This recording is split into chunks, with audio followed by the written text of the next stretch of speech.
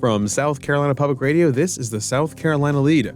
I'm your host, Gavin Jackson, and this episode was recorded on August 26, 2024, from South Carolina Public Radio Studios here in Columbia. On this episode of the Lede, we hear from Senator Lindsey Graham on the Israeli military's preemptive attack on Hezbollah this weekend, as well as his reaction to former President Donald Trump saying he does not care what Graham thinks. We also look at Vice President Kamala Harris's big fundraising haul and hear from South Carolina voters about their reaction to her becoming the nominee.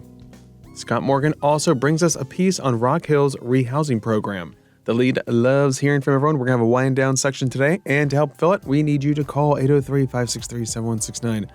I'm assuming we have a big backlog of calls. Some are somewhat old, some may be retired gently. So give us some fresh ones. We got time, we got wind downs. We're getting back on a normal schedule, folks. 803-563-7169.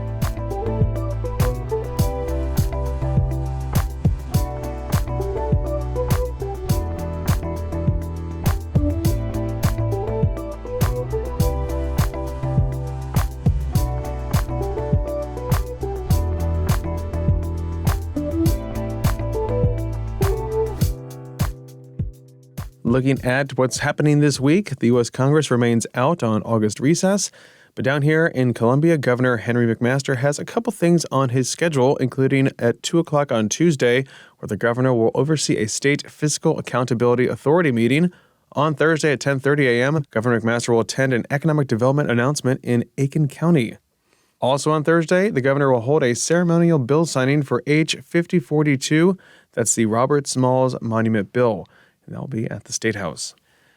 Checking out the national airwaves, Senator Lindsey Graham was on CNN's State of the Union this Sunday, reacting to former President Donald Trump saying he doesn't care what Graham has to say when it comes to him staying on message. But Graham first weighed in on how the United States should respond to the preemptive attack by Israel against Hezbollah in Lebanon. Here's what Graham told Jake Tappa. Well, number one, I think we got to remember that October the 7th attack was generated, in my view, to stop normalization between Saudi Arabia and Israel. It's a nightmare for Iran and her proxies, for the Arabs and the Israelis to reconcile and make peace and take the region in a different direction.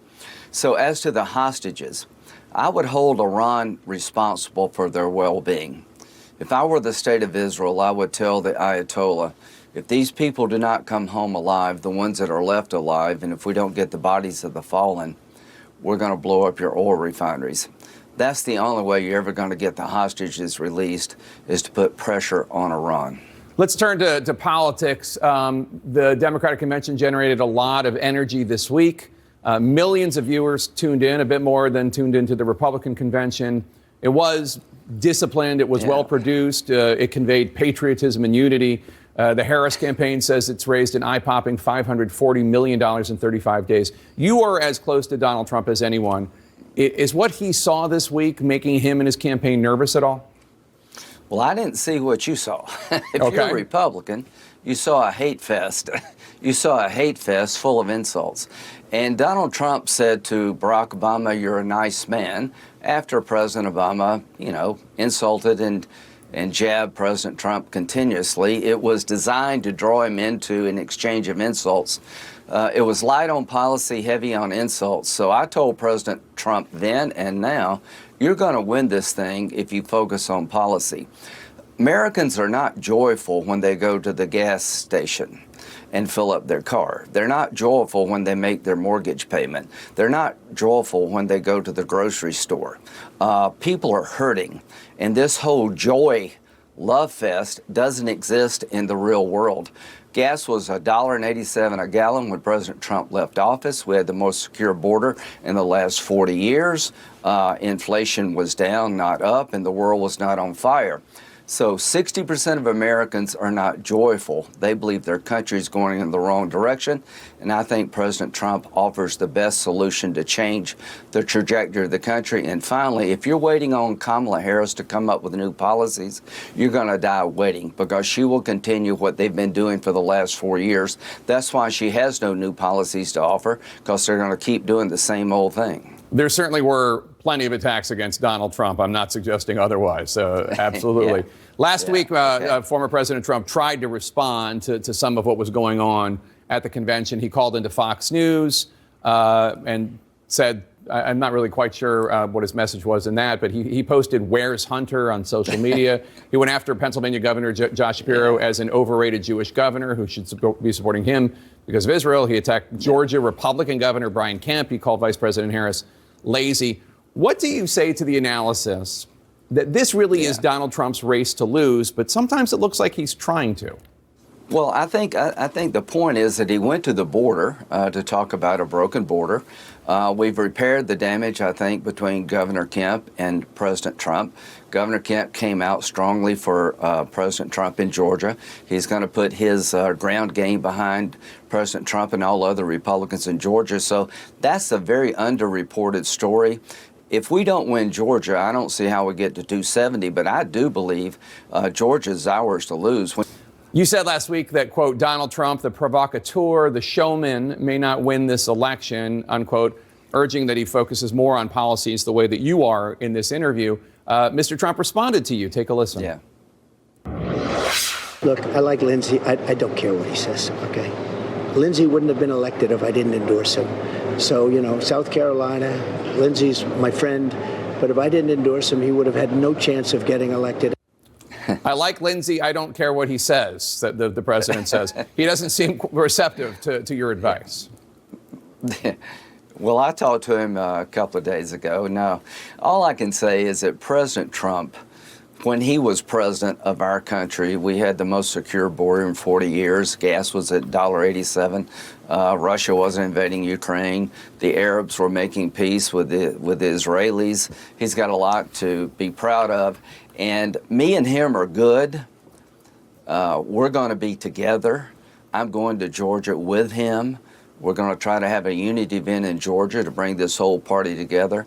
I will be by his side in this election. I am proud of what he did as our president. I look forward to him coming back and taking over the ship of state that is floundering. And the best way to win this race is what I've been saying the whole time. Compare what you did as president to the life we're leaving now and offer people some hope that change is coming. That was Graham there, staying on his own message. Now, South Carolina Public Radio's Victoria Hansen spoke with some black voters earlier this month about a Harris candidacy and found some mixed reactions.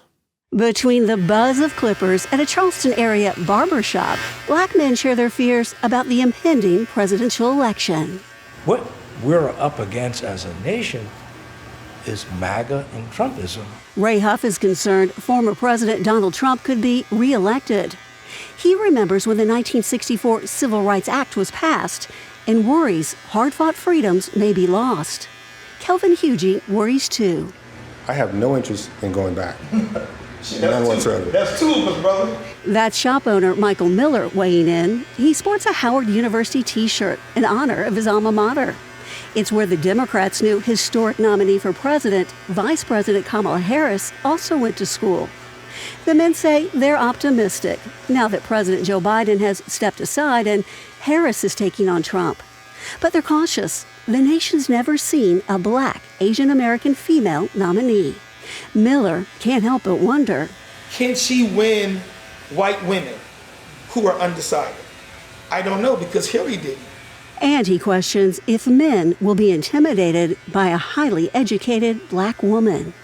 Huff believes to win, Democrats need to become more inclusive in their message beyond race and gender. It's poor people that live under the margins of our society are the ones that have been so disenfranchised. So disenfranchised, Huff points out, they turn to Trump. Hugie says it's hard to predict what voters will do, but he believes they could find Harris refreshing. I think she brings a different perspective, one that is mature, one that is nurturing, one that is understanding, and one that comes with a wealth of knowledge. In North Charleston, black men and women are more than optimistic. They're excited at Charity Missionary Baptist Church. Oh, it's a new energy, Victoria. It's like nothing you've ever felt or have seen before. Trudy Grant is an activist with the National Action Network. She was part of a massive women's call to support Harris. It was life-changing. There was a focus. This is what we have to do. Grant says women across the nation are organizing town halls, phone banks, and social media for Harris. The campaign just reported it's raised more than $500 million since Biden dropped out and amassed hundreds of thousands of new volunteers. Black women have been taking other folks' mess and making it a miracle, other folks' trash and making it a treasure for so long that they finally wanted us to know it's our turn. That's National Action Network Vice President of Religious Affairs, Reverend Nelson B. Rivers III. He says he hasn't seen this kind of excitement since Barack Obama ran for president. Down the street at a North Charleston shopping center, Black women like Laverne Brown say they're eager to vote for Harris and encourage others to do the same. I know I'm pushing for more people to go, and if I have to go out there and stand out in the street and say, get out and vote, I will be out there.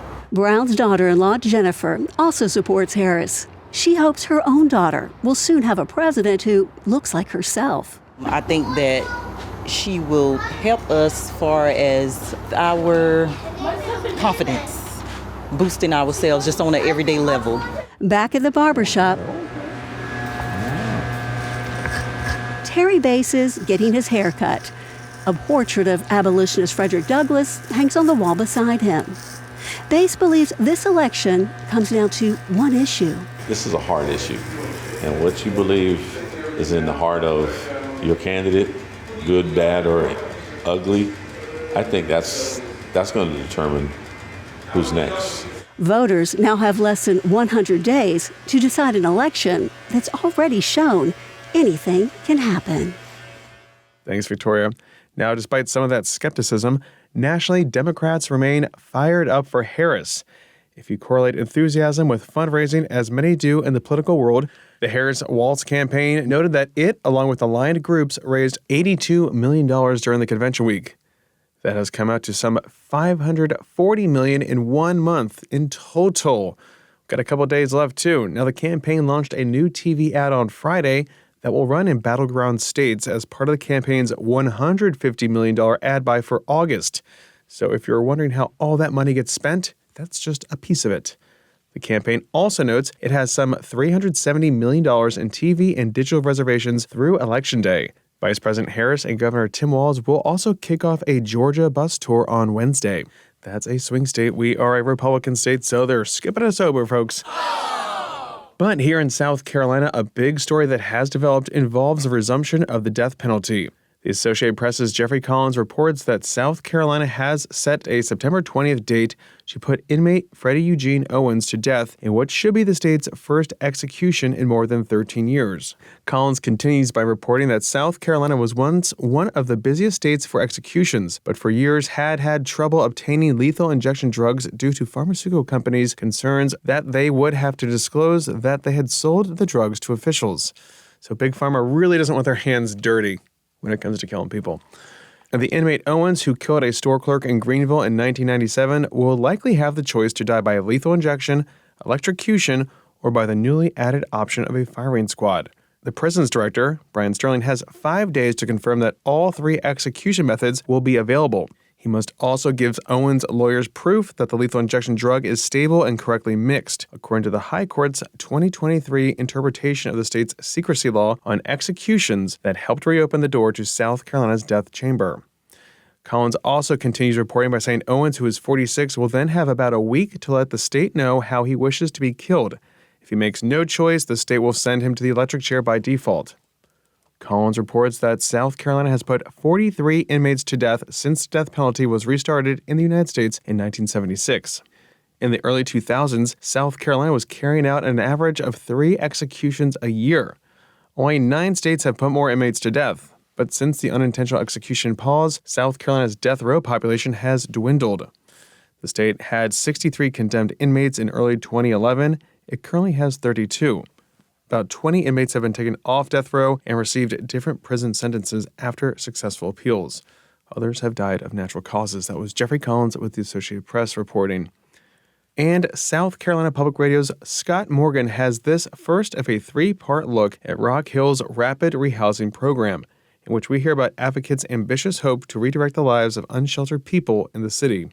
We got married. I got banned for for 2 days. I took that Friday, so Saturday. I dare you to sit in this common area, in the middle of this house, in the middle of this block, in the middle of Southside Rock Hill, and not think in metaphor. This place had seen better days, fallen into disrepair, and then was blessed with rebirth. Ringed around the kitchen island are 4 of the 5 residents of this house for whom the very same arc is true. It's been like a changing experience. It's been like I got my life back. It's like I got my freedom in having a place that I could actually say is mine. You know what I'm saying? Imagine for a moment that you've spent a year and a half living on the streets, scrimping money to buy motel rooms when you can, sleeping on a cot in a shelter when you can't, and sleeping outside in your coat when all the shelter cots are full. And then someone comes along with an opportunity for you to live in a house, in the middle of a residential street, in the middle of a neighborhood, and gives you a chance at rebirth. Then it might make sense why Gerald Adams is so happy to pay bills. I get to actually experience money going transaction to a house, and I got money still on the side to do what I need to do for the other things I need to get to for the house, anything like that. But it's all been great. Adams shares this place with his wife, Scarlett, whom he met when both were staying at shelters in Rock Hill. Also here are Thomas Cunningham and Roger Boone, and another gentleman who chose not to be part of this story. All these residents spend a lot of time navigating life on the streets until they were told of Rock Hill's rapid rehousing program, which cuts them a break to help them get their feet beneath them. Now, rapid rehousing is far from a new concept, and it certainly has had its negative press, given that early, well-intentioned versions of the program around the country flopped in their goal to give at-risk, unsheltered people a reset. This version, though, this one's different. We talked to a lot of agencies. They said 3 months, and we're like, I just don't understand how that works. The beta model of rapid rehousing is more of an emergency intervention. Get folks off the streets and into paid-for housing for 3 months with the hope that having a private residence would allow a person to get their bearings. By the 10-year mark, though, short-window rapid rehousing proved problematic. A 2021 report by the National Low-Income Housing Coalition found that as many as half of rapid rehousing recipients in Salt Lake City were homeless again within 2 years. Corinne Sferrazza wanted better odds. She's the coordinator for Rock Hill's Housing and Community Development Department. The conversations with feeling secure, helping the landlords feel secure with our program, helping the individuals feel secure with our program, and helping us feel secure, we said a year feels like we can actually do good. For the first 3 months, tenants pay nothing for the residents. Over the year, the share of the rent that the tenant is responsible for increases, the goal being a reset followed by escalating responsibility designed to teach recipients how to actually live in a residence in a sustainable way so that in a year they're in a good position to go out and get a residence on their own. This requires residents have a reliable income. It also demands coordination between the City Housing Department and the Catawba Area Coalition for the Homeless, or CASH, to provide support services and navigators to help keep residents on track. We want to give people a hands up, not a handout. We're not about giving handouts. Melissa Carlisle is the executive director of CASH, and she says of the city's rapid rehousing program, the thing is that it works. It's been proven nationwide that this is an effective strategy to address homelessness. Thanks, Scott. You can find that story and more on southcarolinapublicradio.org.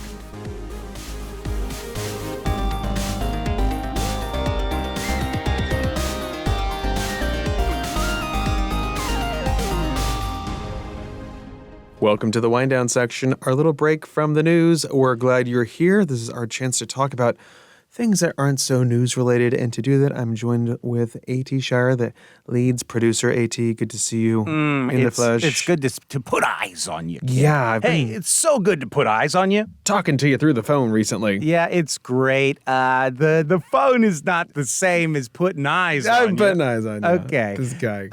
I will say, I just want to get out in front of this, people. Gavin sort of mentioned it at the top. We have some calls.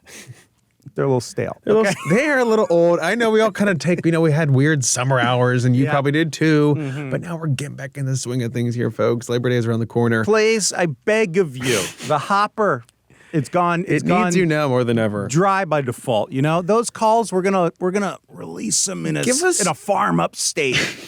live out the rest of their days. Give okay? us some of your favorite summer memories. 803-563-7169. They have to be favorite. They have to be good. They have to be somewhat positive. But we love a disaster too. I love you all, people. Everyone who called, but those ones, yeah, they were a little too timely. You know what I mean? Plans for the summer that is over. Daylight savings time is around the corner. Yeah, we're switching here. We're about to fall back. I think so. But the voicemails will have a good time upstate. Oh, they're going to be so happy. I could send you a brochure if you want. Let me know. If it makes you feel more comfortable. Send your brochure, all about it. Anyway, Gavin, you've been traversing a flyover country. I have. And I would say sort of eating your way through it. So, Chicago, a known food city of questionable morals. What was it like eating there? I'm going glick on you. I'm going glick on you. It was good. I didn't eat as bad as I did in Milwaukee, I would say. Milwaukee. Because I wasn't having like the hotel breakfast every morning with the sausage and all the random stuff. It was like a tall boy of Celsius and maybe a croissant at the delegation breakfast. Or a piece of melon. Piece of melon. And then I also did go shopping at the Trader Joe's up there. Got a couple key tote bags that I've been looking to acquire. So I always do that. I do my Chicago totes. It's a thing for me. My totes have actually become more of an obsession, I would say. Hard to stop. Second bedroom, it's a totes room, okay? Do not touch the totes, okay? I'm being just joking, but I'm being a little serious too. But no, so, I do a little grocery shopping, so you have something where you come home at like 11 o'clock from running around all of Chicago. You got a base. We didn't really eat too much during the week. We're eating random meals. I hate to admit that I had a hot beef at the hotel restaurant, but it was pretty dang on good. Yeah, when you don't know a hot beef from a hot beef, yeah. But it's just like an au jus, right? You're just dipping that thing in there. It's like a French onion dip situation. It's a wet sandwich. It was fantastic for me not being such a big wet sandwich guy. Giordano. However you want to say that. Yeah, it's good. I mean, it's real good. And we got our deep dish pizza at Giordano's. Okay, which is a chain. We've come to which this is fine. Okay, the hot beef. It's good. There's messy. There's no controversy around it. I'm fine with it. I love the Giordano. The pizza. Yeah, and I'm putting big old quotes around pizza. I'm watching here, folks. I can see them. Whoa, like a deep dish size quote, dare I say. I gotta go on record here, okay? As an Italian food knower, you can hear it, folks. You can hear it coming. I truly believe that they just have a messaging problem, a labeling problem, where they just got to change the name. Like, if only this one very small geographic area calls this pizza and the rest of the world disagrees with you, maybe call it pizza casserole. We're honoring pizza for sure. Do I think it tastes bad? Was it bad, Gavin? I'm sure it was great. No, it was very enjoyable. I'm sure it was great, but there's more to it for sure. It's a slab of cheese. Yeah, I guess I didn't realize that until I bit into it and realized, this is just, I didn't know if they could make up the difference with like crust, but no, you realize that it's not that big except for like, the crust itself. Underneath it's fine. It's all holding the cheese. It's a substantial amount of cheese. It did take 45 minutes to get this casserole. They all take 45 minutes to cook because it is a casserole. It is a pizza-honoring casserole. I'm not going to deny this, especially because in the Midwest, everything's a casserole. Everything's a casserole. And they're like, well, we just call this one instead of pizza casserole, which doesn't sound sexy. They say, let's do Chicago-style deep dish. Yes. Doesn't that sound cool? It's the words we use that matter, okay? Oh, he's using the phrases. Yeah, so it was good at Giordano's. We went to another place. We got some good Italian stuff. And then I stayed through the weekend and had some fantastic meals as well. Yeah. The great restaurants, great Italian food, classic. I had a great steak and a great martini. Did you have a Chicago dog is the question. Yeah, apparently we did, I think. The famous sandwich, the Chicago dog. It was not like I went somewhere and got it. It was on a buffet at some sort of reception I was at. You get them in the street. Yeah. Yeah, I just didn't. It could have been better, but I can say that I did it, but it was just a buffet style. Like you were at a reception and you had a buffet. In it though, right? Yes, we put all the crap on top of it. Yeah, that's good. And then there was also a churro station.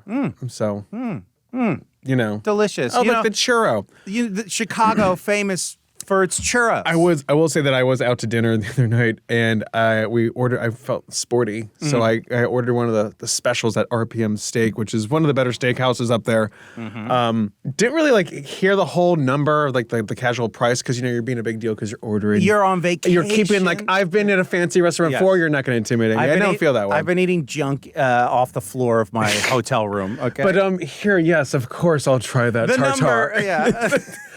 Yes, fantastic.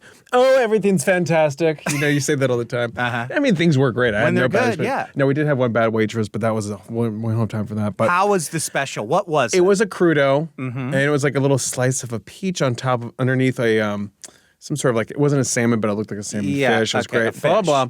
And then they also had a special where there was this very rare Wagyu from Japan. It was $300 for an ounce or something it was $72 an ounce. Okay, that sounds better. And then because it's so rare, 300 head cattle here, blah, blah, blah. Didn't get that, not that rich or at all. Anyway, but come to find out later on, I was asking my dining companion about how much was the crudo? And he said, I think it was $72. Only thinking of Wagyu. And I'm like, wow, if I don't do a $72, on a entree or even to Gavin Jackson, the everyman, steak is steak. You could get 2 appetizers for that. And you're going to give me crudo for $72? Crudo is, it's very thinly sliced more like fish. Crudon, you know what I mean? But then again, you're just oh, that's fine. We're on vacation. But I don't like the economics of it where you can't get more for your buck, even because there's plenty of other good stuff too. Anyways, it turned out that we were just thinking of the Wagyu, and it was actually $27 for the crudo. Well, you're a little dyslexic there. $72.27. I can't confirm or deny if that was the martini talking or not, but the martini was also good. So it was a fantastic trip. Chicago's a wonderful city. I have a really good friend from high school that lives there too, and her husband made us breakfast on Sunday morning. Awesome. Got to see the baby. They got a 7-month-old baby. Second best baby, probably. Probably, I can only guess. I got to get out of the city. I love downtown Chicago, but we were staying at Hyatt McCormick Place for the first couple of days for the DNC. Then moved down to the London House for the weekend, and then got to go outside and see Wicker Park and those areas. Because, oh my God, walking on the Magnificent Mile, never again, please. Walking near the Bean and all that stuff, but on the weekend, it is just no. Yeah. I went up to the Sears Tower, looked out. Yep. And then you came back down, and the Cheesecake Factory and the Benihana at the base of the building. I can put away some Benihanas. Is just full. I love Benihana's might be my favorite chain. But keep going. This has to be the tallest tourist trap in that part of the country. I was like, well, we got the Benihana and the Cheesecake Factory right there too. But it was fine. And then we went to the Starbucks Reserve coffee roastery place, walked all the way up of it, and then walked all the way out of it, because I am not waiting in massive lines at a fancier Starbucks. For Wagyu Starbucks? For what? Exactly. Okay, who are you people? So it was a lot. It's fun to do the tourist stuff, but it's also fun to get back. Because I've been traveling so much, I'm just so good to put eyes on you, bud. It's been good to have eyes put on me. Okay, all right. Fantastic. Put eyes on that outro, okay? Real quick, okay. That's right. Thank you. It's great to be back, folks. Let us know that you're back in town by giving us a shout at 803-563-7169. You can also leave us a review on Apple Podcasts, and you can stay up to date with the latest news on scetv.org and southcarolinapublicradio.org, and don't forget to support your local newspapers. The South Carolina Lead is a production of South Carolina Public Radio. Our producer is A.T. Shire. Amy Crouch is our supervising producer. Sean Birch is our executive producer. This podcast is produced with support from PRX and is made possible in part by a grant from the John S. and James L. Knight Foundation, as well as listener contributions to the ETV Endowment of South Carolina. For the South Carolina Lead, I'm Gavin Jackson. Be well, South Carolina. You think this is natural hair? I shave my whole body besides the top of my head every day. It grows this much every night. It's getting bad, depending on the season. You ever see Teen Wolf? Kind of like that. Kind of.